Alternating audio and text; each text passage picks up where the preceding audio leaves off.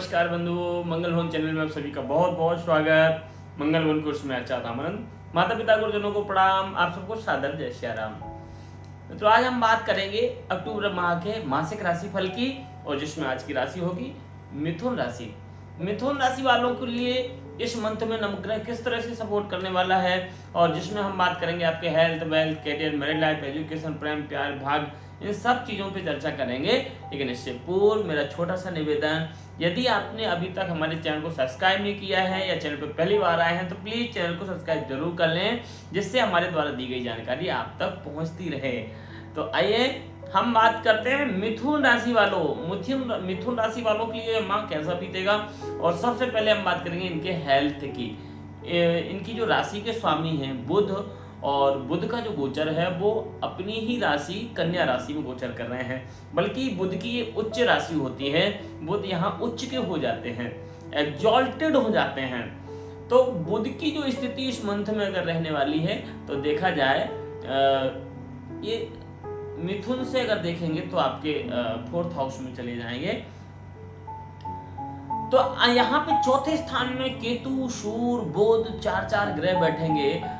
इस मंथ में देखिए आपको अपनी हेल्थ का तो विशेष रूप से ध्यान रखना ही रखना चाहिए, लेकिन मेरी एक विशेष रूप से सलाह है आपको फैमिली हेल्थ इश्यूज बहुत देखने को मिलेंगे। क्योंकि मैं देखता हूँ कि यहाँ माता जी के हेल्थ को लेकर के आप पूरे मंथ में बहुत ज्यादा चिंताजनक परिस्थितियों में रह सकते हैं। पिताजी के हेल्थ को भी बहुत काफी अप एंड डाउन देखने को मिलेगा आपके, बल्कि पत्नी का हेल्थ भी कहीं ना कहीं यहाँ इस मंथ में डाउन मिलेगा।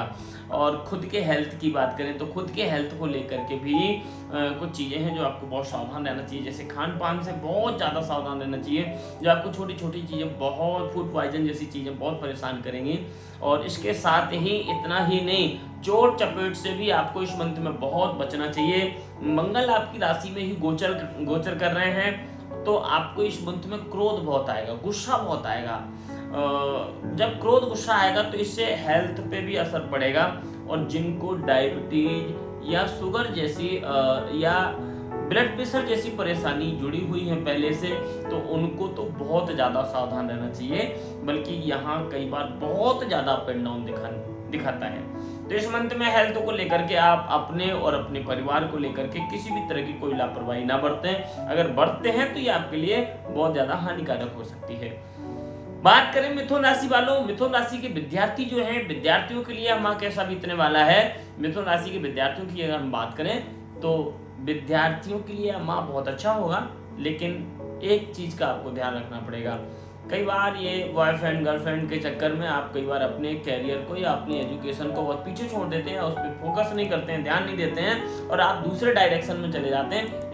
ये चीजें आपको बहुत ज्यादा आकर्षित करेंगी, और जिसके कारण आपके एजुकेशन में रुकावट बन सकती है। और अगर आप थोड़ा सा इस मंथ में अच्छे लोगों का, एक अच्छे मित्रों का, एक अच्छे लोगों का गाइडेंस लेते हैं, तो ये आपके लिए महत्वपूर्ण मंथ बीतेगा, जिससे आप पहले से किसी रिलेशन में हैं या किसी अपने रिलेटिव व्यक्ति के साथ हैं, तो वो कुछ अच्छा आपको गाइड भी कर सकता है। पर अनेकों रिश्तों के लिए अट्रैक्टिव होकर के अगर भागते रहे तो आपके लिए यह एक बहुत ज्यादा नुकसानदेह भी हो सकता है। अगर हम बात करें आपके रिलेशनशिप के लिए यह मंथ आपके लिए मिथुन राशि वालों के लिए बहुत शानदार बीतने वाला है। बल्कि ऐसा कह सकते हैं कि किसी रिलेशन की ऐसी भी सिचुएशन बन सकती है कि वह आपको लॉन्ग लाइफ के लिए या लाइफ टाइम के लिए आप एक ऐसे रिलेशन में सेटल हो जाएं कि जो आपको पूरे जीवन के लिए अपने पर्सनल रिलेशन को मैरिज में कन्वर्ट करके पूरे जीवन के लिए आप एक दूसरे के जीवन साथी बन जाएं।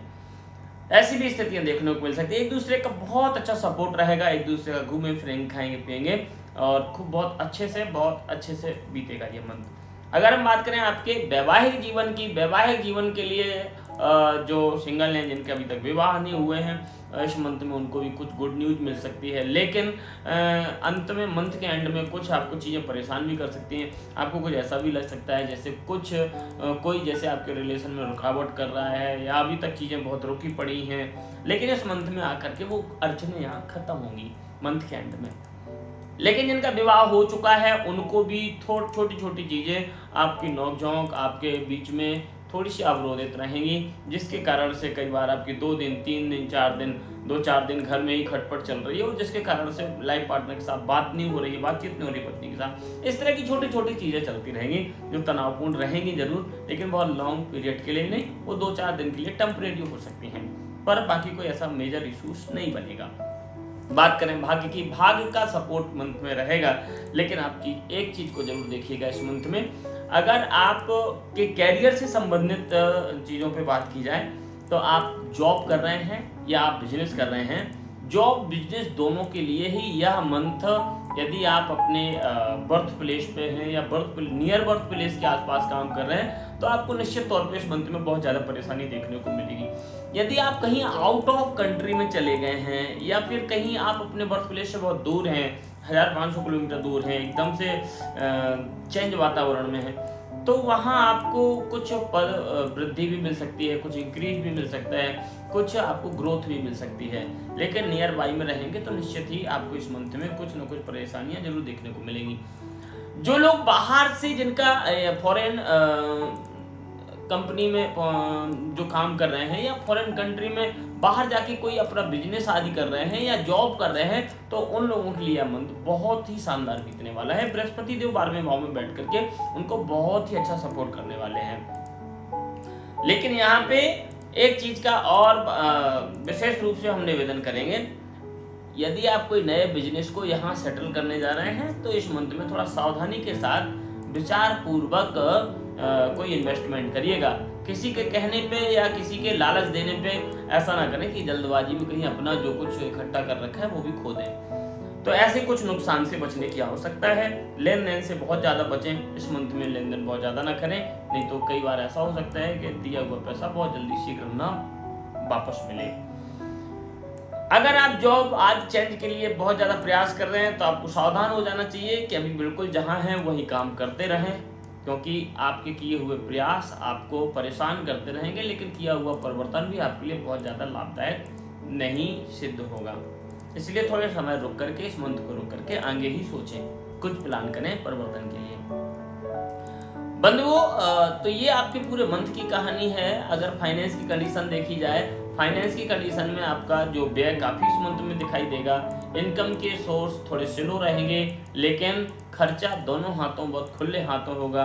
एजुकेशन पे होगा, अध्यात्म की ओर झुकाव बढ़ता जाएगा, लेकिन क्रोध में आकर के कुछ गलत निर्णय हो सकते हैं, तो इसलिए जब भी कोई निर्णय लें तो बड़े शांत चित्त होकर के लें। इस मंथ में अपने चीजों को ठीक करने के लिए या मंथ को बेहतर बिताने के लिए आपको एक रेमेडी जरूर बताता हूँ और जिसको आपको करना बहुत आवश्यक है।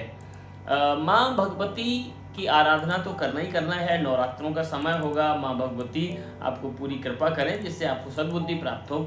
लेकिन इसके साथ साथ आपको मंगलवार के दिन लाल वस्त्रों को धारण करना चाहिए और हनुमान चालीसा का भी साथ साथ पाठ करना चाहिए, क्योंकि हनुमान जी कृपा करेंगे, मंगल देव शांत होंगे तो आपकी बुद्धि, आपका चित्त स्थिर रहेगा और आपकी चीजें भी आपके लिए सरल हो जाएंगी, आपको समझ भी आ जाएगी हर चीज की।